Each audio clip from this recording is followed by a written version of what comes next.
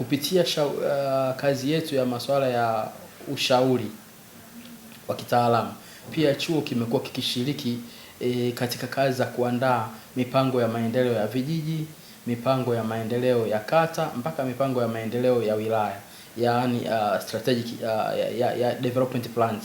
Sasa viko vijiji ambavyo tumekwenda kuandaa mipango ya maendeleo. Moja kati ya mbinu tuliyoitumia kwenye kuandaa mipango ya maendeleo inaitwa O&OD, yani opportunities and obstacles for development. Kwa maana wataalamu wetu wanapokwenda kijijini kuandaa ule mpango, badala ya kutegemea kuandaa mpango na kutarajia rasilimali zitoke nje au zitoke kwenye serikali kuu, walikuwa wanaangalia fursa zilizokuwepo pale kijijini, changamoto zilizokuwepo kijijini, na kuzitengenezea mpango wa kuchukua advantage ya zile fursa kuleta shughuli ambazo zinaweza zikaleta maendeleo. Nitakupa mfano mmoja, ndugu mwandishi wa habari.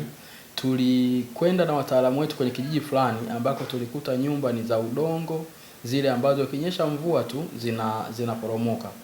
Sasa lakini pale kijijini fursa iliyokuwepo, kulikuwa kuna udongo wa mfinyanzi, lakini pia kulikuwa kuna bwawa. Kwa hivyo wataalamu wetu walichokifanya ni kuzitumia hizo fursa za udongo wa mfinyanzi na lile bwawa, na sasa kuwafundisha wanakijiji namna ya kutengeneza tofali za udongo, aidha tofali mbichi au tofali zile za kuchoma. Sasa hivi ukitembelea kile kijiji unakuta karibu nyumba zote sasa ni nyumba zilizojengwa kwa tofali za kuchoma. Nyumba zimekuwa kubwa zaidi, zenye madirisha makubwa zaidi, hivyo kufanya watu waishi kwa raha na wakiwa na afya njema.